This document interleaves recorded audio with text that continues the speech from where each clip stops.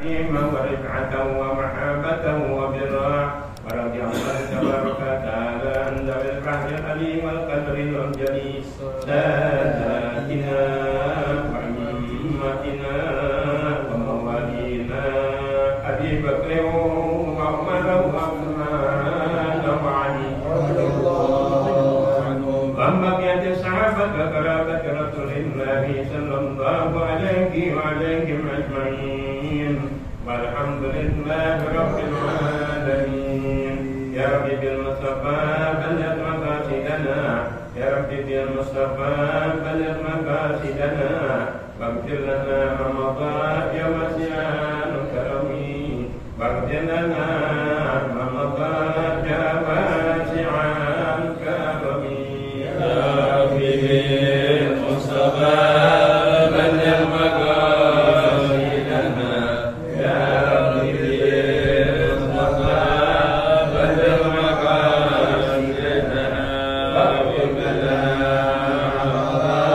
يا واسع الكرم، واغفر لنا ما مضى يا واسع الكرم. الحسن ثم الحسين للنبي قرة العين، الحسن ثم الحسين للنبي قرة العين، نورهم كالكوكبين جدهم صلوا عليه، نورهم كالكوكبين جدهم صلوا عليه.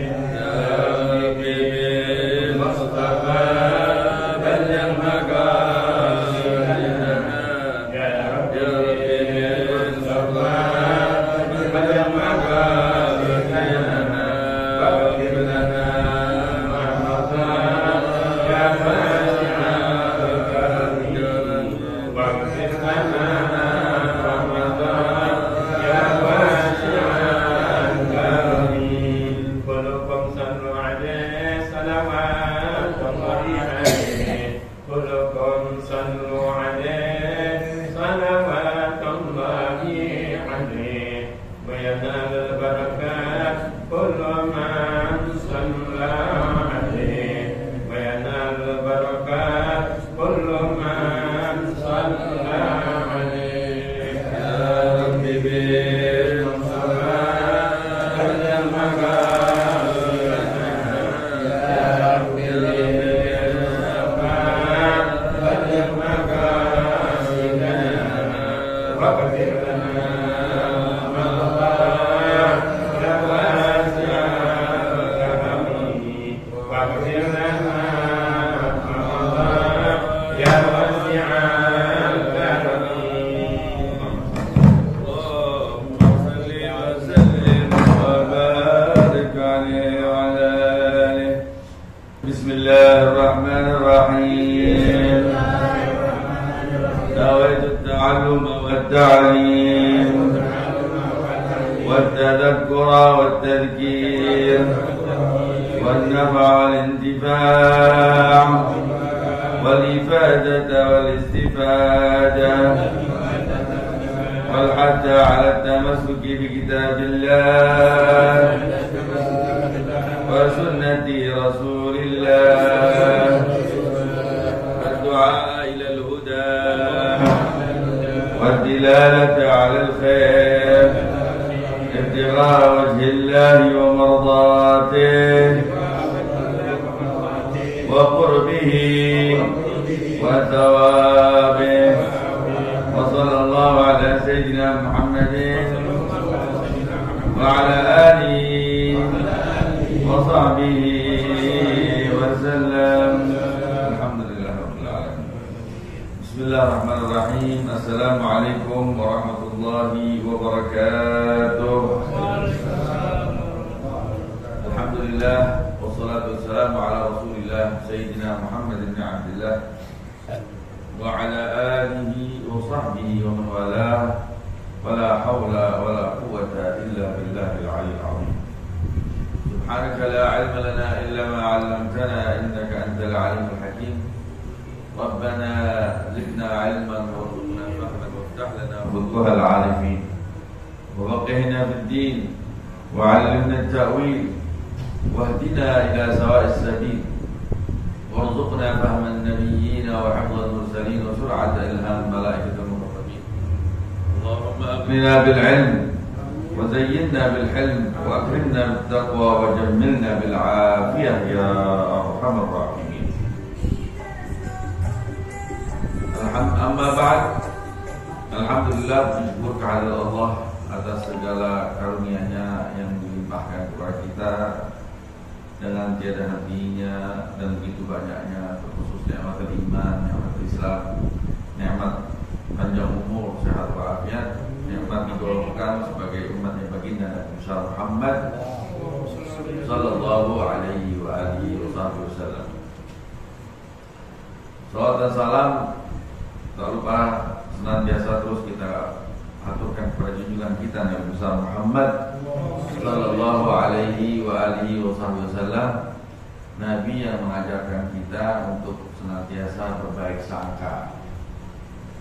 Iya, karena sangkaan baik kita itu adalah sangkaan baik kita kepada Allah. Hasilnya pun juga baik insyaallah. Ini hari disebut Rabbul Hasan. Rabbul Hasan ini diyakini artinya bahkan dari semenjak zaman dahulu, ya, di bangsa Arab, dari bangsa Arab khusus. Jadi ini Rebo akhirnya Rebo sial lah ibaratnya, banyak bala. Nah ini semua prasangka. Prasangkanya banyak budaya yang punya pandangan seperti ini dan turun temurun nggak berubah-ubah sehingga menjadi kenyataan karena prasangka itu. Jadi kita kalau prasangka buruk apa-apa jadi. Ya, kalau gini kita lagi mungkin jangan mancing pakai swing. Jadi gak, orang barat nggak ada yang begitu, mancing aja nggak ada yang suwing, kapok lagi. Iya gak, karena prasangka. Nah, bagaimana menipis prasangka tersebut yang sudah membudaya, repot? Ya pertama ya harus berdoa, karena ya bisa terjadi itu. Karena prasangkanya udah terlalu membudaya dan mengakar. Nah caranya dengan berdoa. Diajarkan kita untuk berdoa, ada amalan-amalan, ada pikiran-pikiran supaya kita enggak terkena musibah di bulan di hari Rabiul Akhir ini. Di samping itu kita juga harus membangun paradigma baru, ya, membangun prasangka baru. Makanya kalau di Hadramut dulu kita Rebo akhir safar tuh dipakai buat jalan-jalan malah, jalan-jalan keluarga. Yang kita nggak punya pikiran macam-macam. Nah, kalau kita, jadi Nabi itu selalu mengajarkan kita untuk melawan itu semua, ya, dengan merubah paradigma berpikir orang yang salah kita rubah. Cuman nggak gampang kan, sedikit demi sedikit lama-lama habis. Nah, jadi diantaranya selain kita berdoa, minta perlindungan Allah Subhanahu Wa Taala dari musibah yang menimpa kapan saja Allah kehendaki, apalagi kita hidup di lingkungan yang budayanya begitu, ada yang istilah pamali. Akhirnya kita jadi ragu. Kalau ragu mendingan gak usah dia kerjain. Kalau lagi hamil jangan duduk di depan pintu, ntar anaknya susah keluar. Wah, ya gak? Kata orang dulu, kalau kata gitu, kata orang dulu. Ya, kalau akhirnya kita ragu, jangan kerjain. Karena kita masih terkungkung nih sama budaya. Nah tapi kalau antum kuat untuk melawan, ya percaya gue. Gara-gara insya Allah ada. Iya. Alhamdulillah kembali berjumpa di Majlis Ta'lim Darul Mustafa yang penuh dengan keberkahan ini.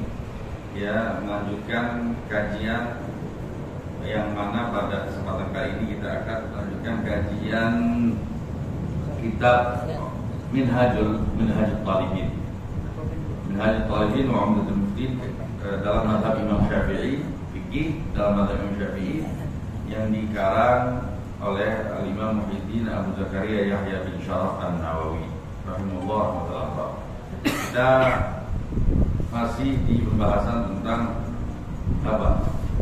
syarat sah sholat, yang membahas kita harus suci dari bentuk najis, dari perkara najis, baik tubuh kita, ya, pakaian kita maupun tempat yang kita gunakan untuk sholat. Ya, kalau misalkan ada dua perkara, dua tempat, ya, kita yakin salah satunya najis, yang satu enggak. Bagaimana ijtihad untuk menentukan salah satunya dengan tanda-tanda, wow, ini warnanya lain, ini. Nah, tapi sekarang kita akan bahas kalau misalkan yang diragukan itu satu pakaiannya. Ya, yang diragukan satu pakaian, bukan dua pakaian. Kita ragukan mana yang pakaian satu, salah satunya najis nih, yang mana? Nah, itu. Nah, tapi kalau misalkan satu pakaian terkena najis di belahan tertentunya, terus kita mau cuci, kita ijtihad, bisa gak tuh? Gitu misalkan. Itu cuci sebahagiannya, karena kan yang nggak kena seluruh pakaian. Gimana tuh? Nah, sekarang kita akan melanjutkan kajiannya. Bismillahirrahmanirrahim. Qala al-Imam Muhyiddin Abu Zakaria Yahya bin Syaraf An-Nawawi rahimahullah ta'ala wa adama lana nafa' bi 'ulumihi wa bi asrari fitarini amin. Ila an qala radhiyallahu ta'ala anhu wa anna wa ankum kitabihi Minhajut Talibin wa Umdatul Muftin. Walau najasa ba'du thawbin aw badanin wujuhilla wajaba ghaslu kulli. Walau dhanna tarafan lam yakfi ghasluhu 'ala as-sahih. Walau ghasala nisfa najisin thumma baqiyahu fal asahhu annahu in ghasala ma'a baqiyahu mujawirahu tahura kulluhu wa illa fa ghairul muntasaf.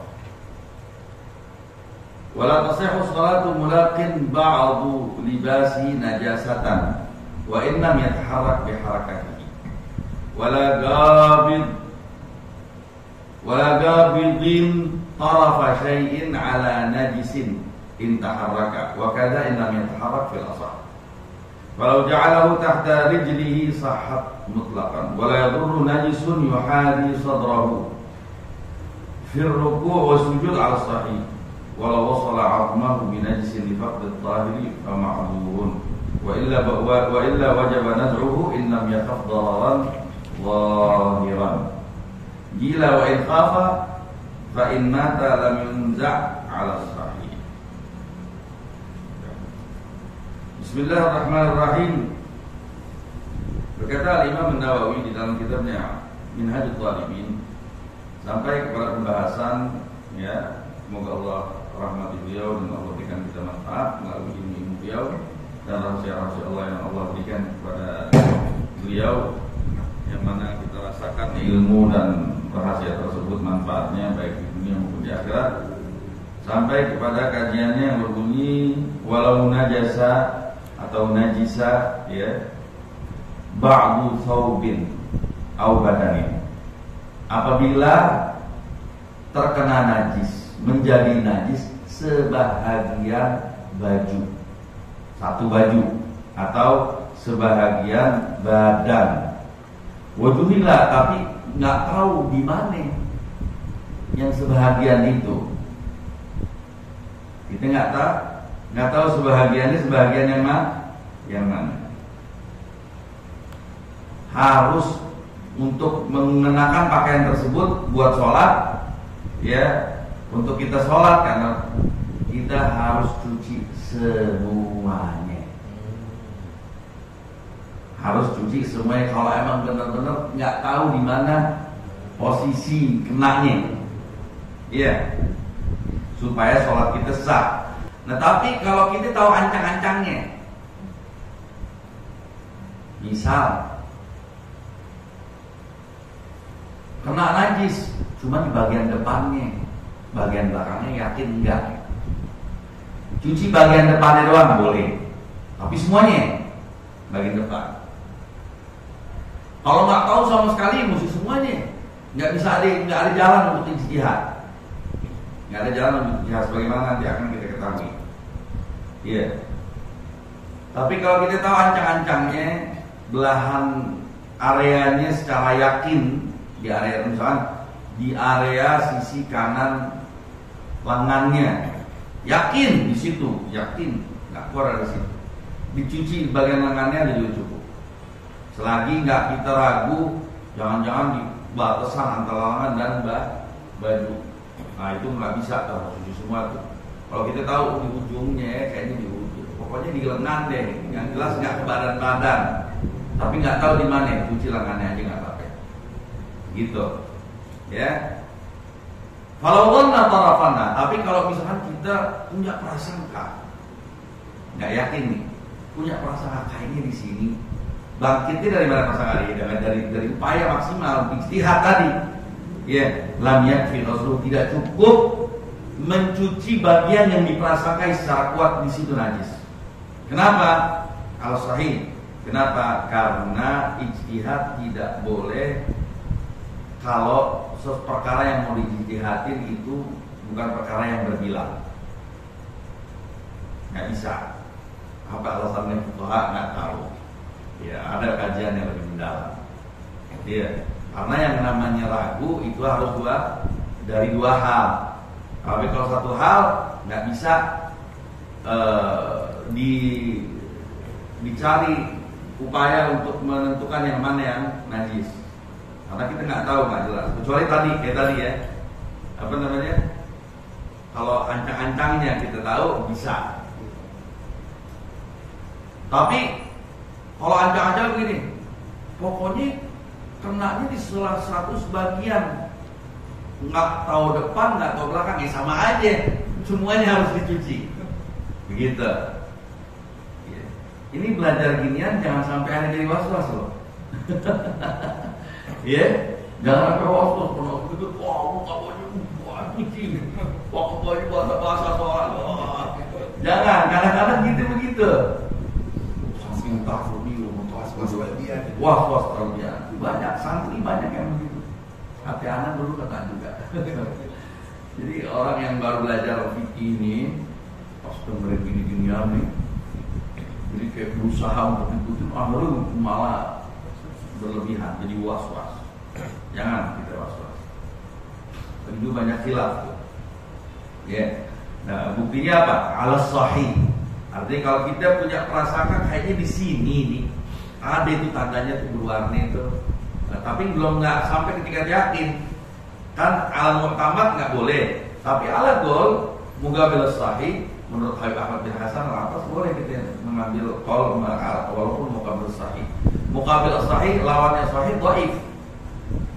Menurut fuqaha yang lain nggak boleh kita ngambil pendapat muqabil sahih, lawannya sahih. Kalau lawannya ashah masih boleh. Karena lawannya ashah sahih. Lawannya benar banget, lawannya apa? Benar. Tapi kalau lawannya benar, nggak benar, gitu, lemah. Nah, tapi kalau Habib Ahmad bin Hasan atas bilang boleh. Oke, semuanya. Nah, ini kalau kita mau ikhtiar jaga-jaga boleh, tapi kalau sampai ke derajat was-was ambil pendapatnya Habib Ahmad bin Hasan atas, biar selesai semuanya. Nah, sekarang ada satu kasus lagi. Kalau lihat dulu fuqaha ini menggambarin sampai ke sini. Kalau ada Anda mencuci ini baju najis semuanya, masuk comberan, masuk ke kloset, semuanya basah, sudah terus keras kering, kita mau cuci ini. Walau ghaslan nisfan najis, dia Anda cuci belahan yang tengah dulu nih. Posisinya nggak mungkin kayak tempatnya terbatas gitu ya. Jadi dicuci yang setengah dulu nih, setengahnya masih kering. Cuci selesai. Nah, walau ghasala nisfa najisin, thumma baqiyahu fal asah annahu in ghasala ma'a baqi mujawirahu taharat kulluhu illa fa ghairul muntasab. Kalau Anda mencuci setengah baju yang semua najis, setengahnya dulu. Habis itu dicuci setengahnya lagi.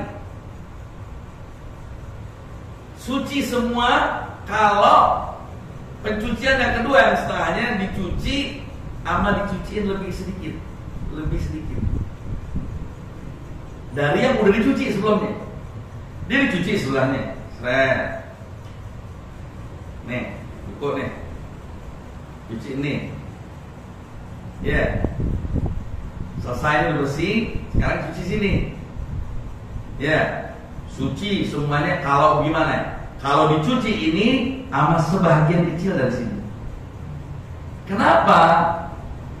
Kalau cuci sini, nggak sebagian kecil dari sini lagi. Yang kedua, maka suci kecuali sini nih, najis. Kenapa? Karena air itu kan begitu, ngerembes.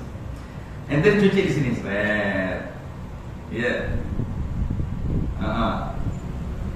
pas dicuci di sini, dia mesti cuci sebelahnya, karena bisa jadi yang sudah suci terkena najis dari yang sebelah sini, ngerembet, jadi nyedot. Yang di sini ini udah suci karena masih basah, nempel sama kering.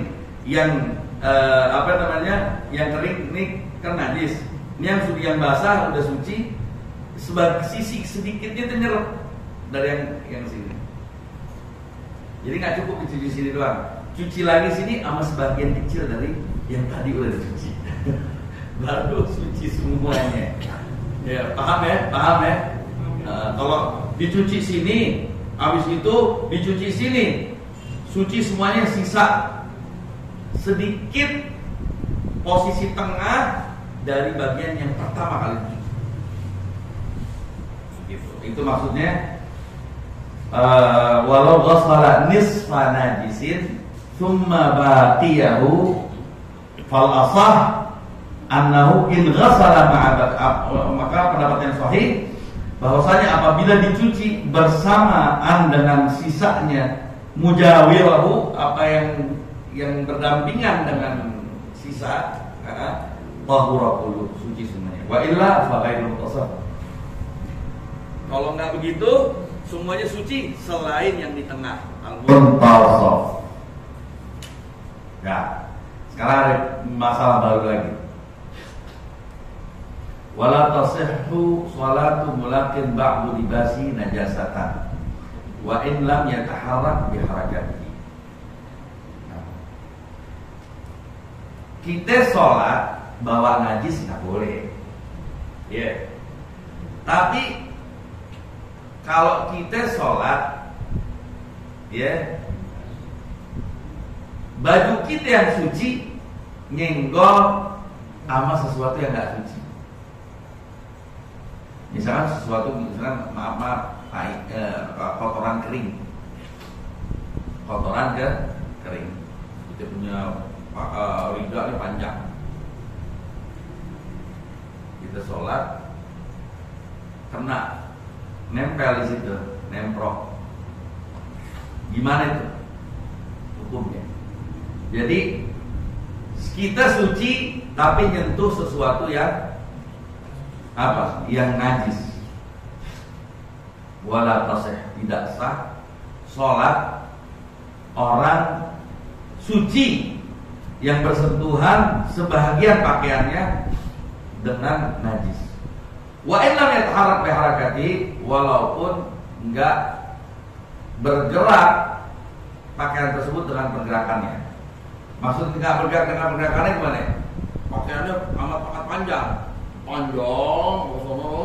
ya. Terus di ujungnya itu ada kotoran. Nah ini pakaian kalau kita lagi sholat nggak bergerak kan, ujungnya sholat bergerak kan? Nah ini lam yataharrak bi harakati. Walaupun nggak bergerak dengan bergeraknya dia, tetap nggak boleh. Nah tapi kalau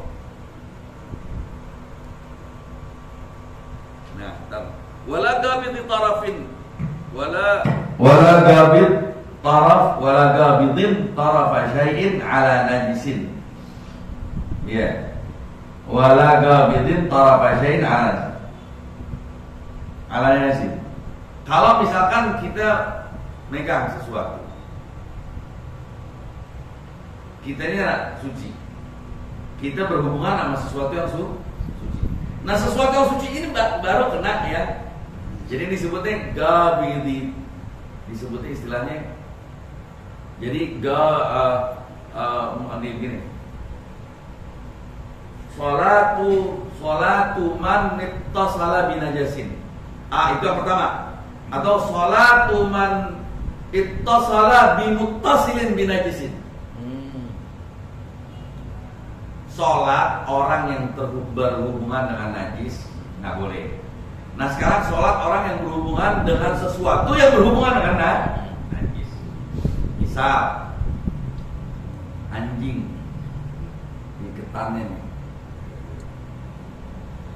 Kita lagi sholat disuruh pegang ini anjing kalau hilang, diikat kan gitu, seret kali.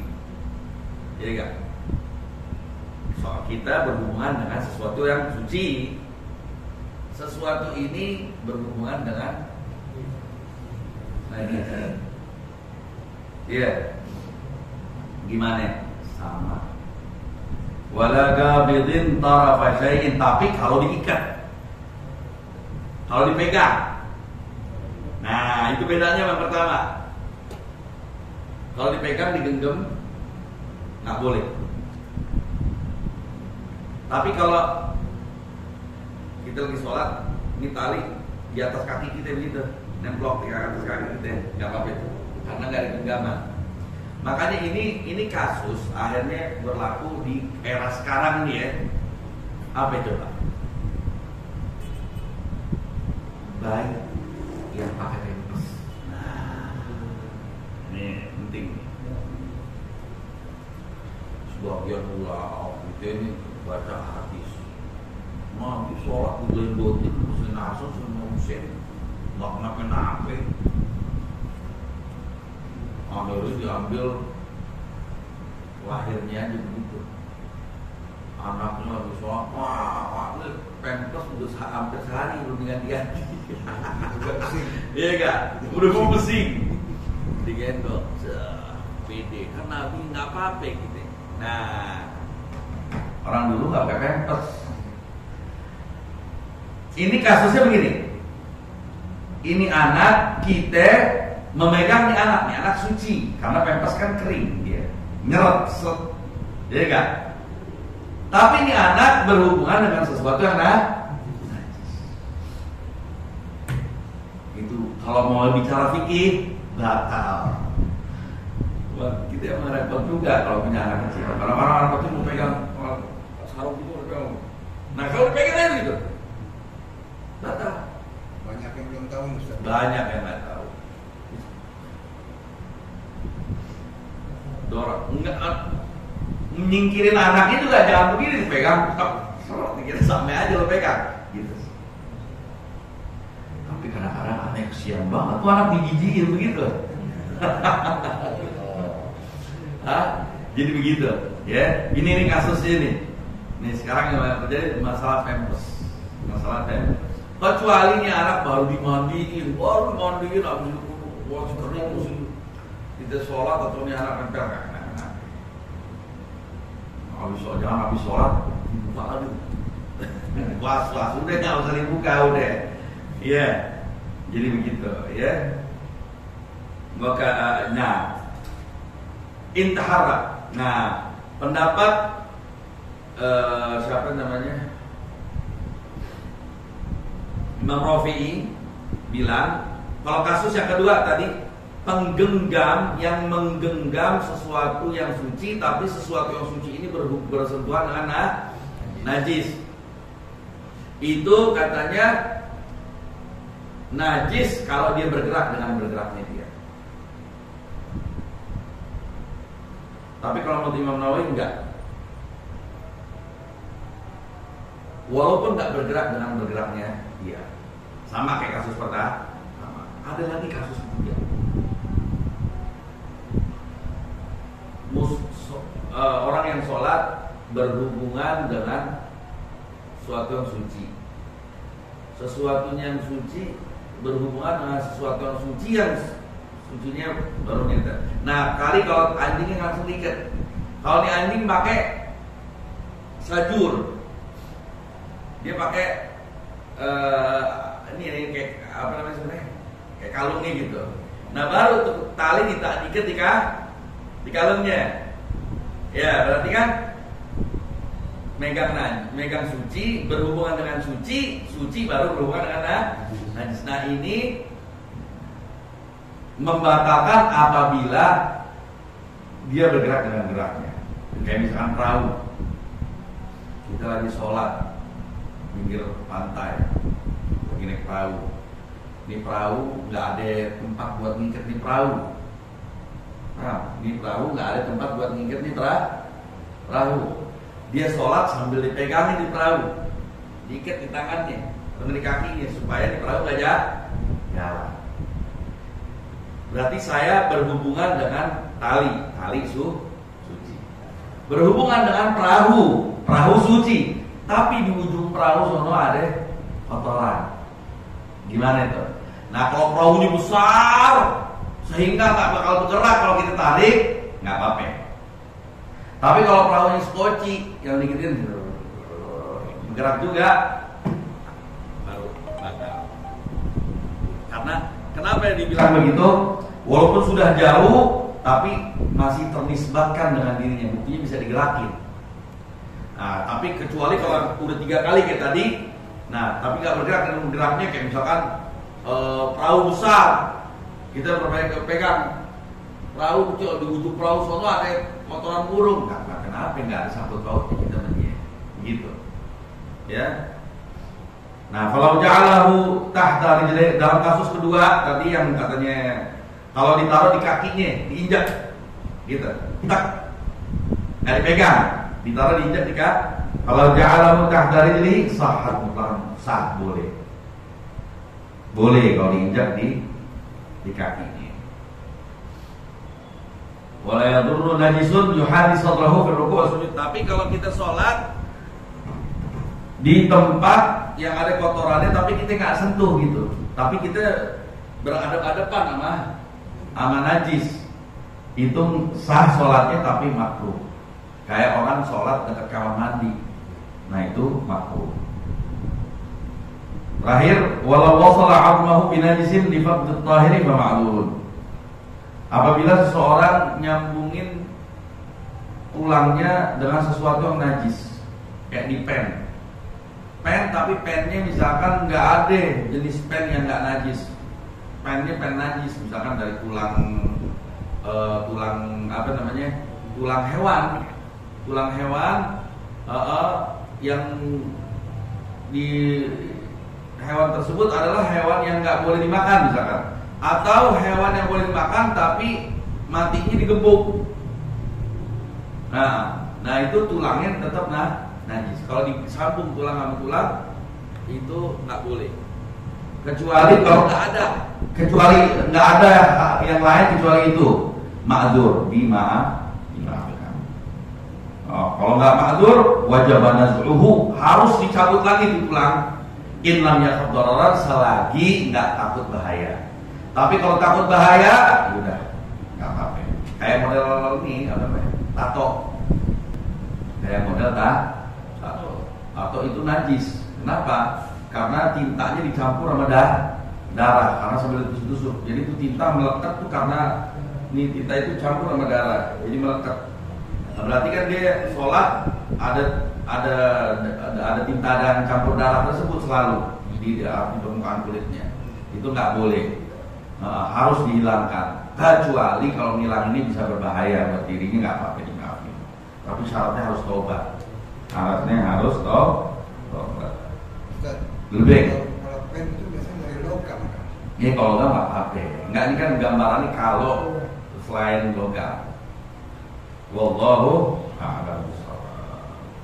Rabbana anfa'na bima 'allamtana rabbi 'allimna alladhi yanfa'una rabbi faqihna wa faqih lana wa qarabatina fi dinina ma'a ahli al-qudri wa dzalaka rabbi waffiqna wa waffiqhum mimma tartadi jawlan fi'lan karama wa rzuqna kulla halalan da'iman wa fil atqiya 'ala ma nahdha bil khair wa min kulli shar. ربنا أصلح لنا كل الشؤون وأبرأ بالرضا من كل عيون واقض عنا ربنا كل الديون قبل أن تأتينا رسول المنون واغفر واستر أنت أكرم الستار وصلاة الله توشى المصطفى من إلى الحق دعانا والوفاء بكتاب في للناس شفاء وعلى آل الكرام الشرفاء وعلى أصحاب المصابيح القرار اللهم اهدنا من هداك واجعلنا ممن يسارع برضاك ولا تولنا وللسواك ولا تجعلنا ممن خالف أمرك وعصاك وحسبنا الله ونعم الوكيل ولا حول ولا قوة إلا بالله العلي العظيم وصلى الله على سيدنا محمد وآله وسلم والحمد لله رب العالمين. الفاتحة.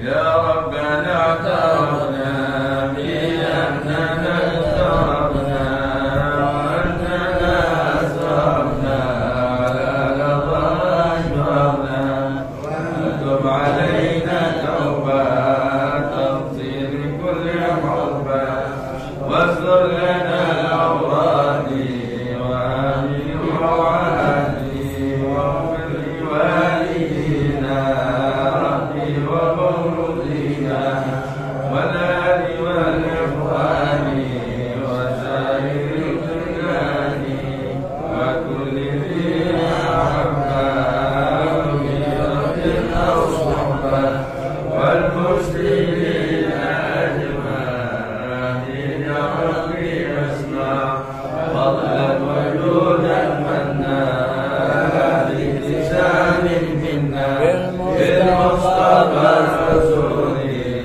الله بكل سرور بالمصطفى الرسول الله بكل سرور بالمصطفى الرسول الله بكل سرور صلى وسلم ربي عليه عد الحمد وآله وصحبه عدادة في الصحب والحمد لله في البدء والتنادي والحمد لله رب العالمين. Alhamdulillah bersama-sama mengikuti taklim sore Rabu.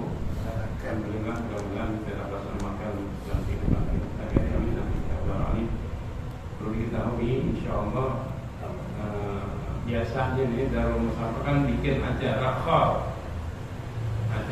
dan sekali saburatif Ahmad bin Abdurrahman Abbas setiap tanggal 23 Rabiul Tsani dan juga Maulid didoakan mudah-mudahan kita bisa laksanakan kembali seperti tahun yang lalu. Ya lancar, tidak ada masalah apa-apa dan segala kebutuhan kita dengan acara tersebut juga kemudahan diberikan kemudahan Allah SWT dan juga kita doakan kepada kawan-kawan kita yang pada saat ini dalam keadaan sakit baik di rumah sakit maupun kembali kesehatannya. Begitu juga berkaitan dengan perekonomian kita mudah-mudahan Allah yang banyak memberkah dan intinya dengan ajar dengan niatan bahwa rezeki tersebut akan kita manfaatkan untuk kepentingan Islam, untuk menegakkan kalimat la ilaha illallah hadiyatul qabri la ilaha illallah akhiratul najian Fatihah.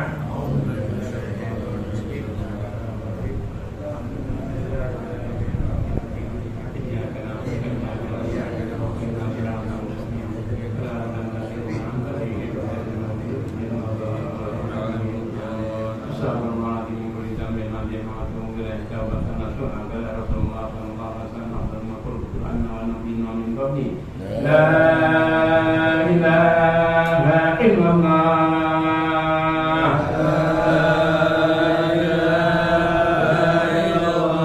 La ilaha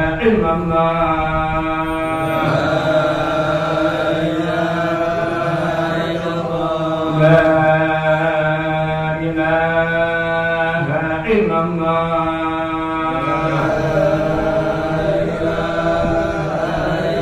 Muhammad Rasulullah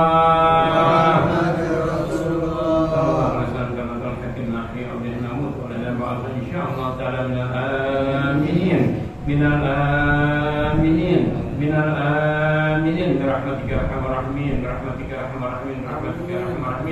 da'wahum biasa Allah tahiyatun biasa alhamdulillah rabbil